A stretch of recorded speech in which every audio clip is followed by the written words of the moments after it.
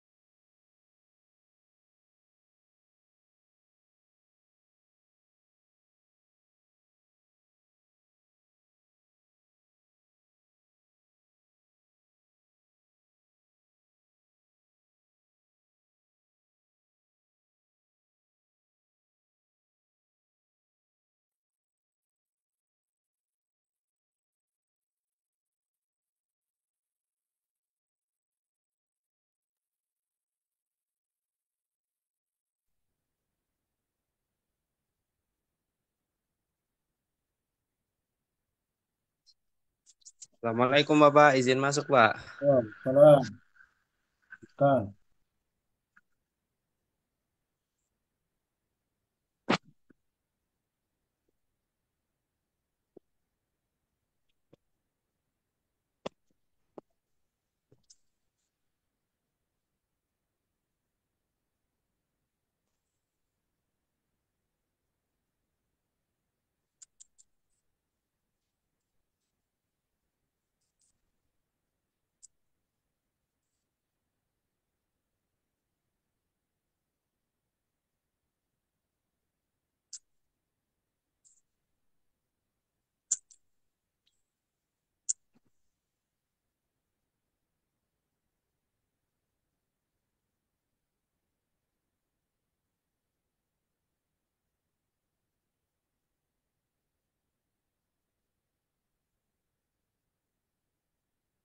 Itu layarnya sudah ada materi bab 4 nggak?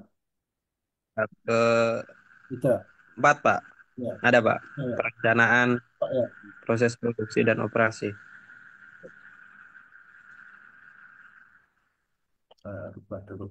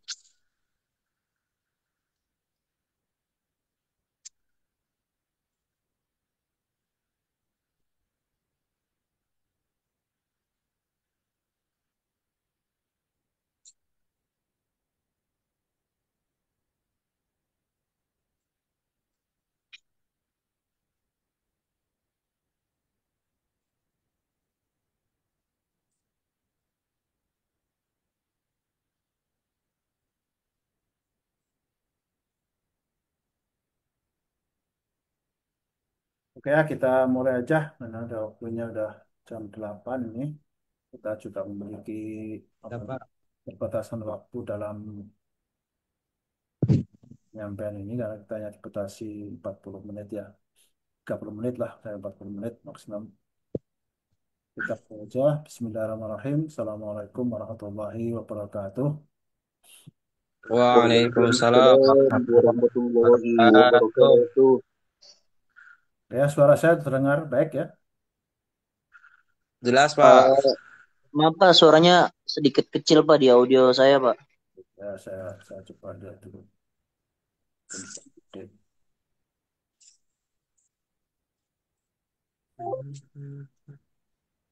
Ya, kita mulai. Ini sebetulnya pertemuan kelima. Jadi karena kemarin saya 2 kali pertemuan absen untuk tidak mengirim video karena memang saya lagi ke Jawa. Ya. Jadi sekarang ini dianggap ini kuliah susulan. Nanti yang keenam juga nanti saya beritahukan nanti yang kapan mungkin besok malam.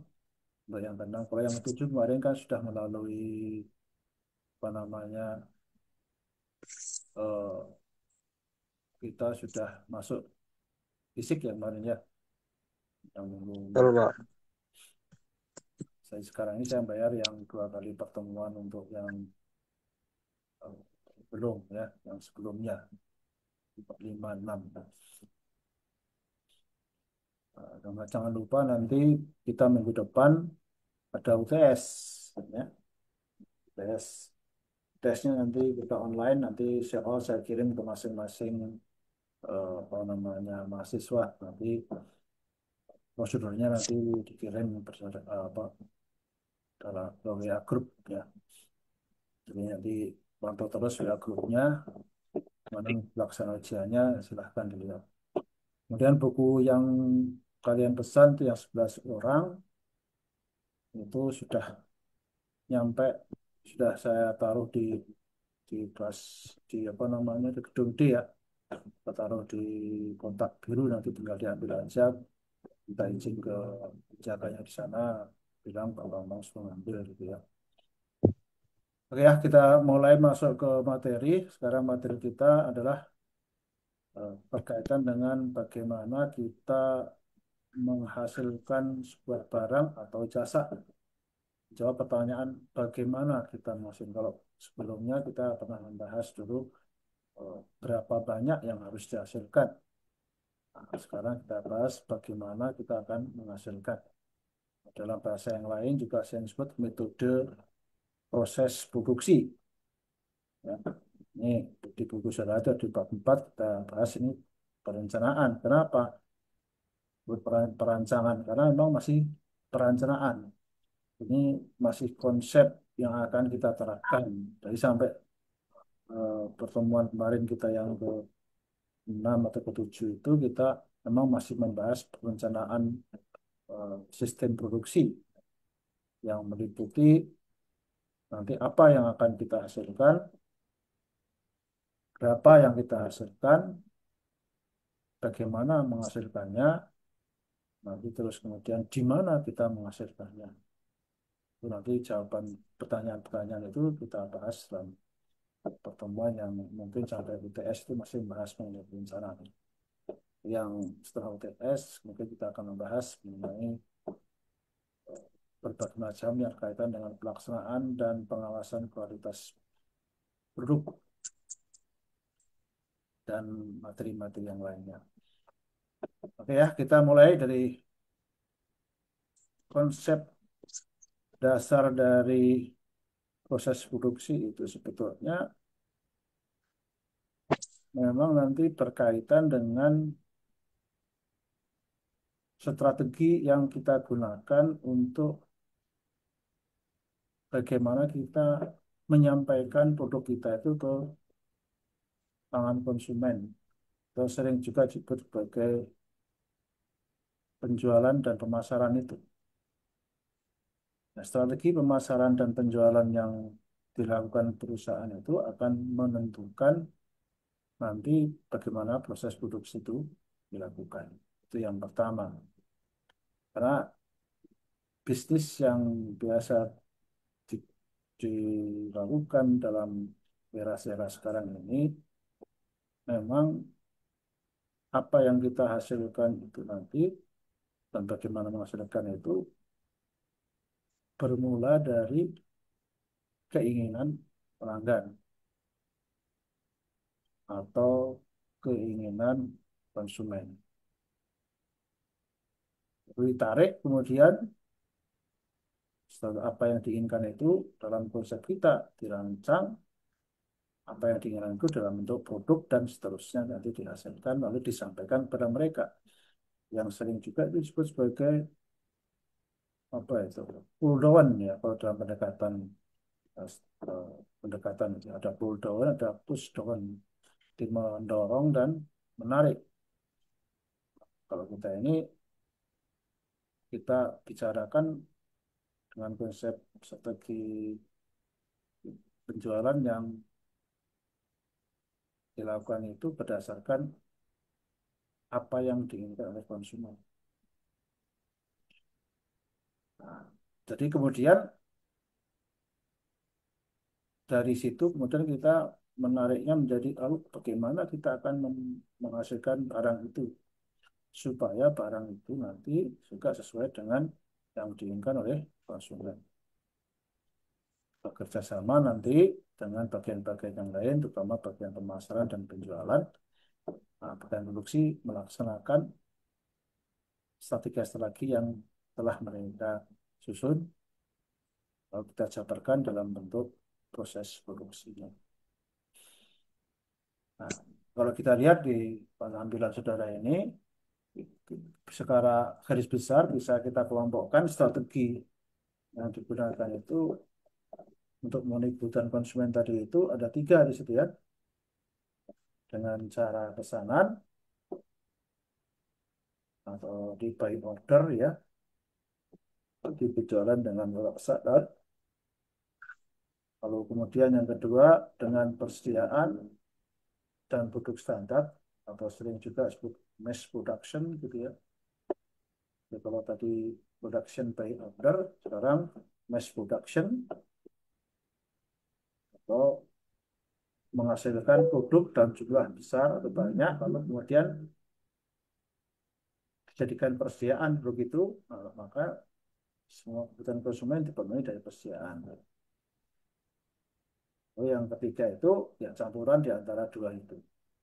Jadi prinsipnya ya sebetulnya pokoknya ada dua ya. Menjual barang itu kita tunggu pesanan dari konsumen baru kita produksi. Yang kedua kita sediakan dulu baru kita tawarkan ke konsumen.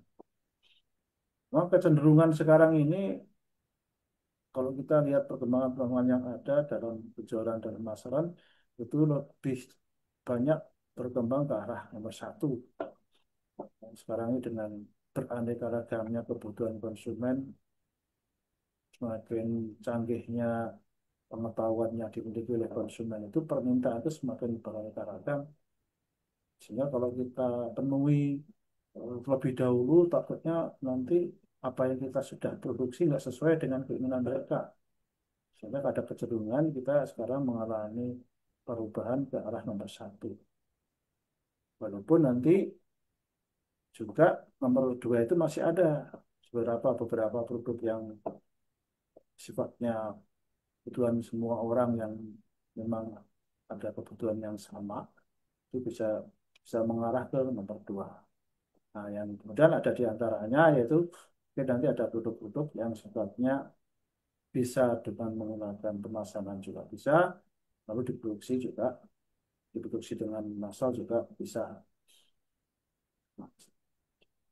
Atau nanti kita memproduksi dalam jumlah yang terbatas untuk persiapannya, ya tidak terlalu banyak, gitu ya.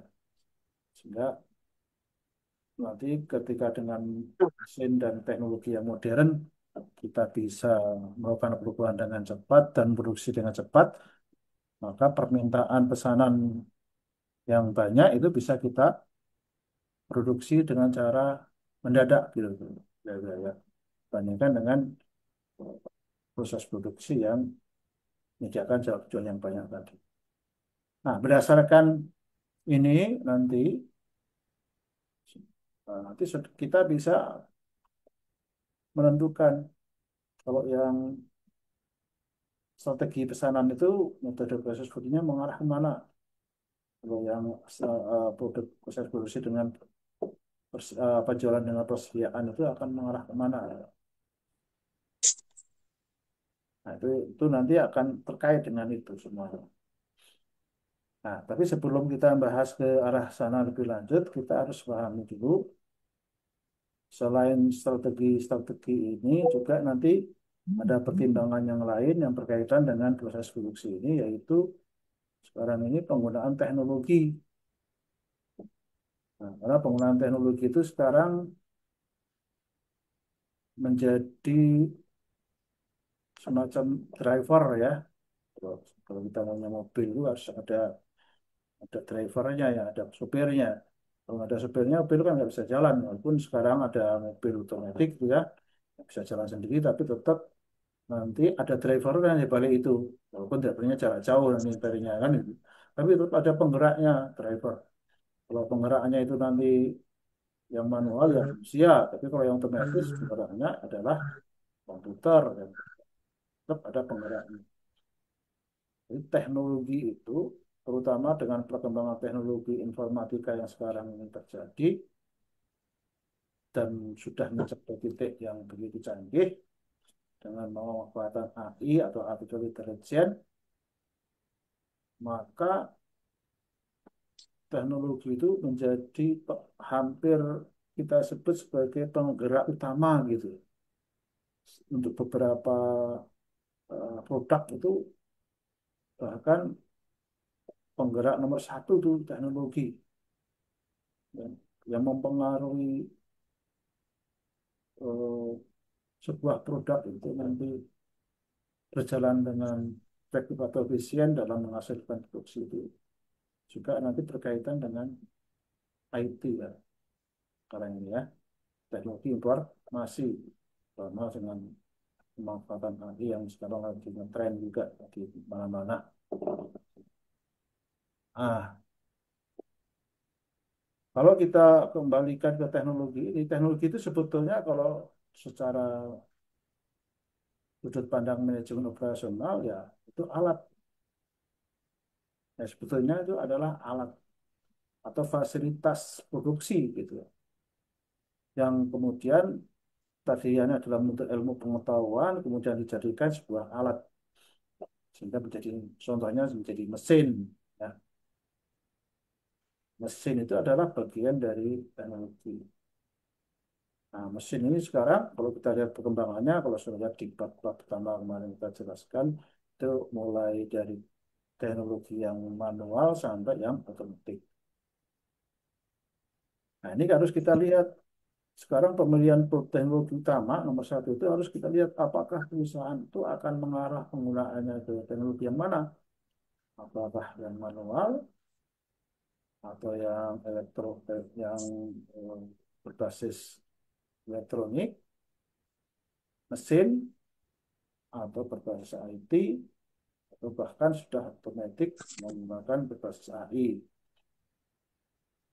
Itu harus kita tentukan dari awal supaya nanti bagian-bagian yang lain dari sebuah perusahaan itu nanti bisa mengikuti karena bukan perusahaan itu kan sistem, jadi satu dengan yang lain saling terkait. Begitu juga manajemen produksi.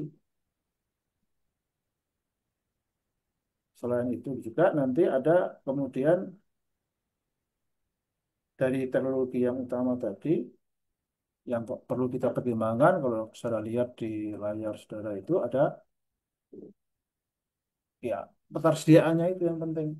Ketika saudara milih teknologi untuk produksi barang saudara gitu ya, karena setiap perusahaan saudara memiliki produk yang tidak selalu sama, berarti mesinnya juga bisa tidak sama. Atau bahkan produk yang sama pun kita bisa juga memiliki teknologi yang berbeda, tergantung strategi perusahaannya nanti. Nah, sekarang pertanyaannya kalau kita sudah memilih sebuah teknologi dengan tingkat kecanggihannya itu, apakah tersedia sekarang ini? Ya kan? Nah, itu yang penting. Jangan sampai kita berpikir terlalu canggih gitu. Karena kita itu perusahaan yang belum tentu bisa menghasilkan teknologi itu sendiri. Ya. Biasanya sekarang ini jarang ada perusahaan itu yang menghasilkan mesin-mesin produksinya itu dibuat sendiri. Lain dengan zaman dahulu. Zaman dahulu perkembangan teknologi mesin produksi itu justru dikembangkan oleh perusahaan-perusahaan yang menghasilkan barangnya itu. Tapi sekarang ini dengan adanya spesialisasi, banyak teknologi-teknologi itu nanti diciptakan oleh pihak-pihak luar, ya, seperti lembaga-lembaga penelitian, lembaga-lembaga yang khusus memang juga menciptakan teknologi-teknologi itu. Dan itu bisa juga dalam bentuk perusahaan-perusahaan yang tersendiri. Hanya sekarang ya kita nggak perlu terlalu berkonsentrasi untuk melakukan sendiri. membuat sendiri teknologi itu. Tidak, kita tinggal cari aja di pasar apakah ada atau tidak. Nah, kalau ada kan kita tinggal mengakses dengan membeli atau menyewa atau dengan berbagai macam strategi yang penting kita bisa gunakan teknologi tersebut. Yang kedua, apakah ada teknologi lain atau saingan yang bisa dipilih? Karena tadi saya sudah jelaskan bahwa teknologi itu menjadi driver utama dalam produksi sebuah barang, maka teknologi itu kadang-kadang menjadi strategi yang menentukan. Sehingga strategi itu biasanya kan terkait dengan bagaimana kita bersaing untuk memenangkan persaingan dalam industri yang bersangkutan. Sehingga kadang-kadang teknologi ini juga akan menjadi bersaing juga. Berbagai macam teknologi itu juga akan muncul, baik yang mirip maupun yang juga yang berbeda. Sama-sama menghasilkan sesuatu yang sama, tapi bisa juga teknologinya berbeda. Bisa juga teknologinya sama, tapi mungkin mereknya yang berbeda. Karena perusahaannya menghasilkan berbeda sekarang ini dengan berbagai macam eh, kemudahan dalam research and development itu semua perusahaan-perusahaan yang bergerak dalam bidang teknologi itu juga mereka bersaing juga di antara mereka. Nah, apa pentingnya kita mengikuti persaingan supaya nanti kita bisa menentukan produk yang teknologi yang mana yang paling baik gitu ya untuk perusahaan kita. Bukan teknologi mana yang paling bergengsi ya bukan ya, yang paling tepat untuk perusahaan kita. Dan pilihannya tidak selalu yang tercanggih tentu saja karena itu sudah berbeda karena teknologi ini biasanya semakin canggih ya semakin mahal biasanya. Nah, bagi perusahaan itu kan intinya kalau bagian produksi itu harus penggunaan teknologi itu harus membantu kita untuk mengurangi biaya kalau bisa. Karena memang komitmen dari bidang produksi itu ya mengurangi biaya. Kalau bagian penjualan mungkin dia menghasilkan duit sebanyak-banyaknya. Ya. Jadi kalau bagian produksi itu menghasilkan barang sebanyak-banyaknya, sebaik-baiknya supaya kita bisa menghasilkan nanti harga pokok produksi dari perusahaan itu menjadi semakin rendah sehingga bagian penjualan bisa menjual semakin murah. Kalau dengan semakin murah ya kalau kita bersaing dengan harga yang sama maka untungnya semakin besar, bagian keuangan juga semakin senang gitu ya. Jadi intinya itu teknologi seperti itu yang harus kita pikirkan bukan hanya sekedar gengsi-gengsian tapi bagaimana maknanya buat perusahaan. Kemudian yang ketiga, apakah bisa melakukan inovasi sendiri teknologi itu? Atau utama juga berkaitan juga nanti bukan hanya sekedar inovasi, bisa juga nanti dalam rangka melakukan perawatan, dalam melakukan modifikasi, ya kan? Karena perbaikan dan sebagainya itu nanti membutuhkan tenaga-tenaga yang terampil biasanya untuk kepentingan dengan teknologi. Apalagi kalau kemudian ada kemungkinan bisa mengembangkan teknologi itu sendiri, itu lebih baik. Walaupun sekarang ini pengembangan teknologi itu seringkali kita lebih banyak menggunakan vendor-vendor ya, kebanyakan ya. Tapi nggak apa-apa, kita menggunakan vendor yang terikat dengan kita. Kalau kita mampu membayarnya ya itu lebih baik daripada nanti kita tidak bisa mengembangkan sendiri.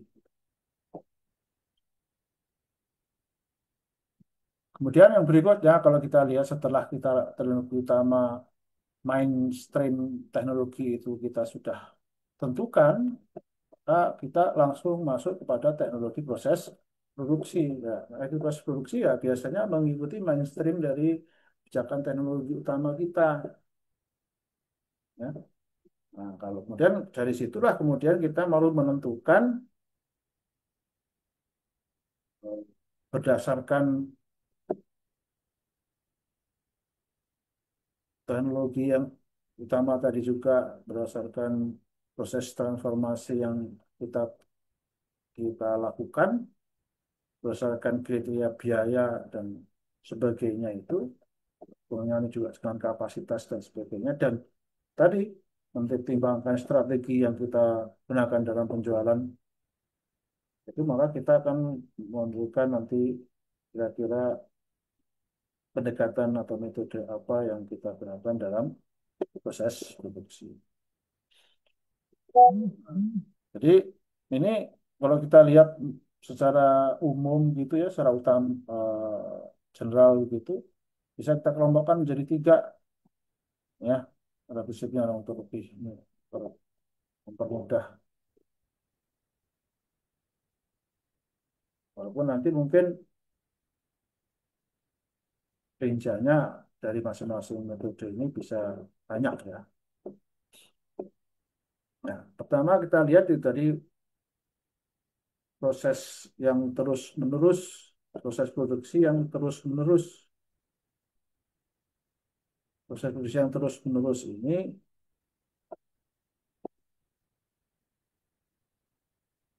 yang dimaksud adalah dari sisi waktu ya. Jadi apakah perusahaan itu nanti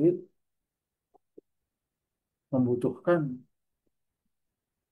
ya proses produksi ini terus-menerus.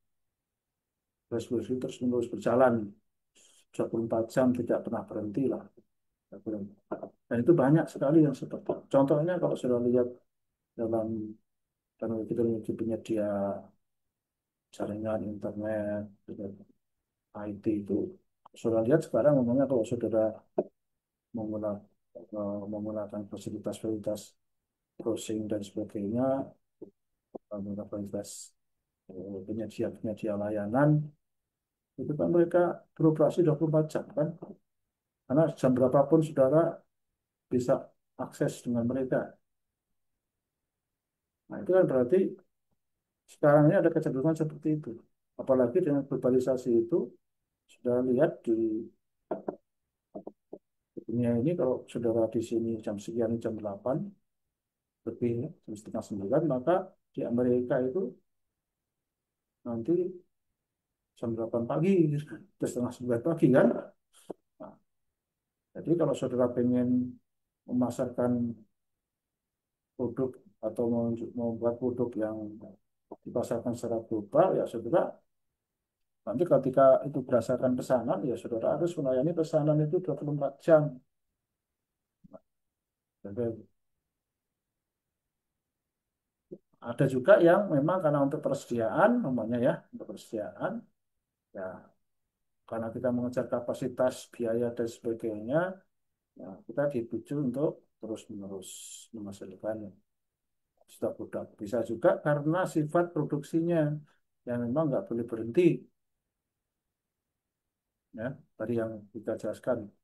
Ada contohnya pabrik kimia itu yang kadang-kadang itu mereka tidak bisa berhenti, ya. Mereka harus terus-menerus.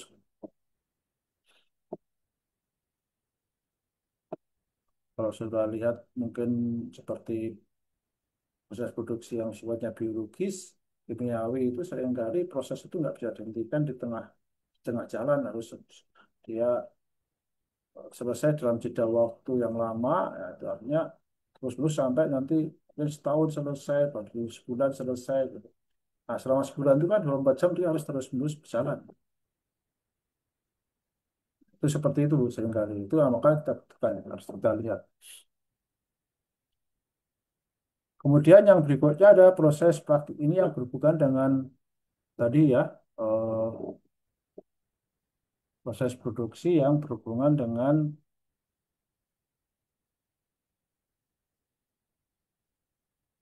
penjualan yang sifatnya persediaan ya. Nah, ini biasanya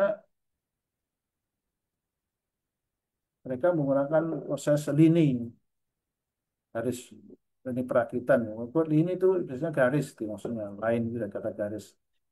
Nah, jadi seperti perakitan gitu, tadi mesin ditata seperti fungsinya masing-masing, kemudian nanti dari masing-masing mesin itu nanti mereka memiliki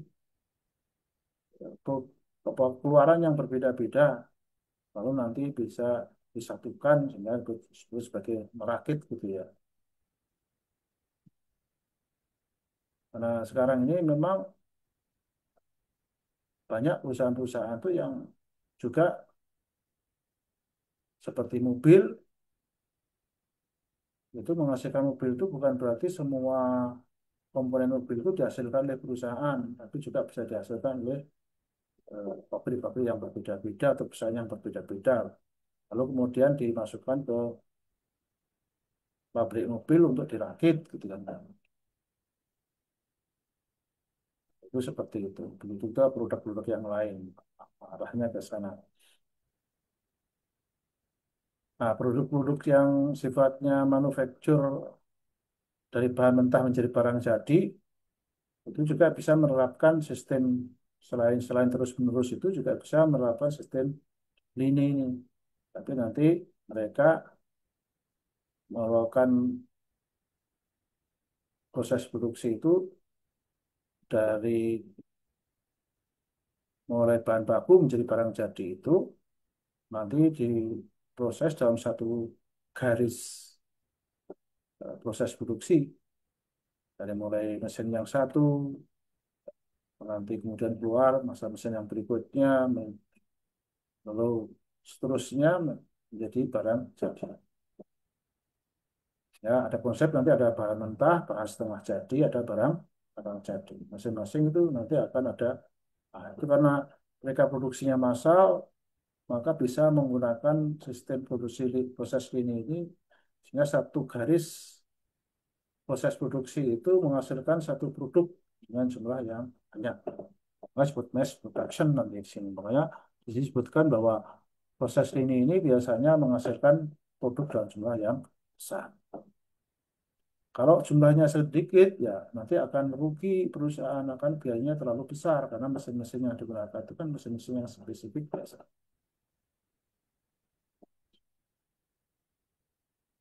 Nah, kemudian yang berikutnya ada proses job shop. Nah, ini yang tadi berdasarkan pesanan cocok untuk ini karena dia menghasilkan produk dalam jumlah yang sedikit atau satu persatu dengan variasi yang tinggi gitu ya, itu masih bisa sesuai dengan pesanan masing-masing. Nah, ini biasanya kalau kita lihat dari teknologi, nanti teknologi yang digunakan ini teknologi yang sifatnya umum. Kalau yang B ini teknologinya spesifik, ya spesifik biasanya. Oke, kalau yang C ini bisa menggunakan mesin-mesin yang general mesin namanya, ya mesin-mesin yang sifatnya umum. Ya. Karena apa? Karena nanti mereka akan menghasilkan produk yang bervariasi. Jadi nggak mungkin itu satu satu variasi produk menyiapkan satu mesin kan. Makanya nanti yang bisa menghasilkan variasi itu biasanya adalah operatornya dari mesin itu. Dengan keahliannya dia bisa membuat variasi-variasi. Ya. Seperti contohnya kalau sudah lihat mesin bubut, kayu maupun mesin bubut besi, ya dari mesin bubut itu bisa dibuat apa saja nanti ya. Kira seperti itu. Tergantung dari kemampuan dari operatornya. Nah, ini berbeda dengan yang asli. Nah, kemudian yang ketiga ini ada pemilihan komponen. Nah, komponen ini sudah harus dipertimbangkan dengan komponen yang tadi sudah saya jelaskan ada. Jadi komponen-komponen spesifik. Jadi kalau kita lihat peralatan-peralatan ini ada yang berperan apa berperforman hanya untuk kepentingan khusus, menghasilkan kinerja untuk kepentingan khusus, ya. Dan ada juga yang bisa menghasilkan untuk berbagai macam produk gitu ya. Makanya itu general machine tadi ya, sesuai dengan yang di atas tadi saya jelaskan. Kemudian penanganan bahan. Penanganan bahan ini juga sudah perlu mesin dan teknologi. Ya, nanti kita akan bahas lebih lanjut di penanganan bahan. Ya, bahwa penanganan bahan itu membutuhkan teknologi yang juga sesuai nanti dengan apa yang sudah gunakan dalam proses produksi. Penanganan bahan itu apa? Memindahkan barang dari tempat satu ke tempat yang lain. Itu sangat penting dalam perusahaan yang menghasilkan barang nanti ya. Oke, berikutnya ini berbagai macam jenis produksi yang kita bahas di bawah ini adalah berbagai macam pembagian yang lain menurut para ahli ya. Nanti silahkan nanti dibaca sendiri karena ini banyak ya saya berikan contoh-contoh dari berbagai macam proses produksi diuji dari berbagai macam sudut pandang ya. Jadi tidak baik saya jelaskan satu persatu dalam kuliah langsung ini setelah dibaca nih buku ada ya. Oke, karena waktunya sudah mepet, kalau ada pertanyaan silakan.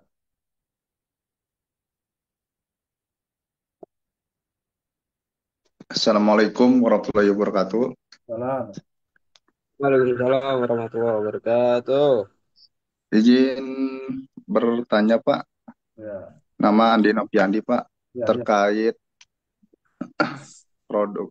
proses produksi dengan mesin dan manusia itu kan bersebelahan Pak ya. Ya, Hal ini mungkin bisa menurunkan angka pengangguran lebih banyak Pak jika sebuah produksi itu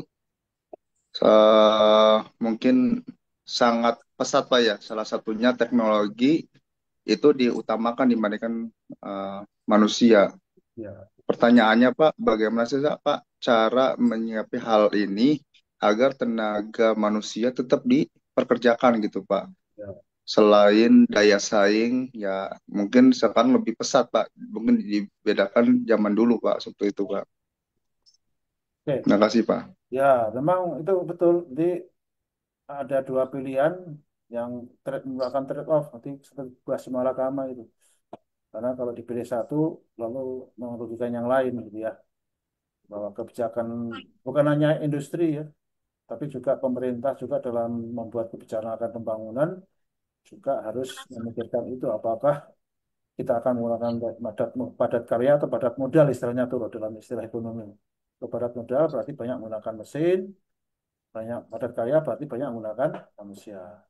Nah, kalau diserahkan kepada sektor bisnis itu akan memikirkan biaya, bukan memikirkan padat karya atau padat modal. Jadi kalau dia padat modal itu lebih murah, dia akan melakukan padat modal. Kalau padat karya itu lebih murah, dia akan mempertimbangkan padat padat karya. Makanya di perusahaan di negara-negara yang padat karya itu yang jumlah tenaga kerjanya itu melimpah dan murah, maka perusahaan itu cenderung menggunakan padat karya. Nggak usah disuruh-suruh gitu ya. Nggak usah disuruh pasti akan cenderung menggunakan padat karya karena akan lebih murah dibandingkan dengan menggunakan teh dan gitu. Karena dari sisi biaya produksi ya gitu. Jika seperti Cina, Indonesia itu, India itu banyak menggunakan yang padat karya. Tapi beda dengan Jepang atau negara-negara yang memiliki penduduk yang terbatas, bahkan mereka sudah hampir eh, full employment, hampir semua tenaga kerja itu sudah bekerja, sehingga mereka tenaga kerja sangat mahal. Singapura, ya kan, Jepang itu sangat mahal. Beberapa negara di Skandinavia itu begitu, sehingga karena tidak ada yang orang nganggur, ya mau nggak mau kalau dia akses pakai tenaga kerja manusia ya mereka susah, makanya mereka impor tenaga kerja ya, dari Indonesia ya, yang murah-murah. Kalau memang membutuhkan tenaga kerja, tapi kalau mereka masih bisa menciptakan teknologi yang biayanya murah, mereka pasti akan menciptakan dengan teknologi. Nah, kalau di Indonesia contohnya ya itu perlu campur tangan pemerintah, ada insentif namanya. Bagaimana supaya kita bersaing, kalau umpamanya contohnya tenaga kerja dinaikkan UMR-nya menjadi sangat tinggi gitu ya, lalu semuanya sejahtera. Lalu perusahaan bagaimana? Nanti dengan bayar tenaga kerja yang mahal itu, apakah dia bisa bersaing menjual produksinya ke depan? Kalau pemerintah memang mau jaga seperti itu, ya dia mungkin ada insentif yang lain, namanya pajak penghasilan atau pajak PPN-nya bisa dikurangi, namanya seperti itu. Harus ada insentif kalau mereka pengen, kalau pemerintah pengen memaksakan dalam tanda petik untuk menggunakan padat karya karena masih ada banyak pengangguran di Indonesia. Ya, sebetulnya kalau menghilangkan pengangguran itu tugasnya bukan tugas dari bisnis sektor bisnis ya itu tugasnya pemerintah. Sektor bisnis mah akan mengikuti kebijakan pemerintah asal semuanya bisa membuat mereka masih bisa mendapatkan keuntungan. Kalau kalau mereka dipaksa untuk melakukan apa yang diminta pemerintah tapi mereka rugi ya mereka akan tutup ya nggak mau lah pasti akan pada lari ke luar negeri nanti akhirnya gitu ya. Nah, jadi pada modal padat karya itu bukan kebijakan perusahaan sebetulnya, yaitu kebijakan pemerintah dalam menerapkan sistem ekonomi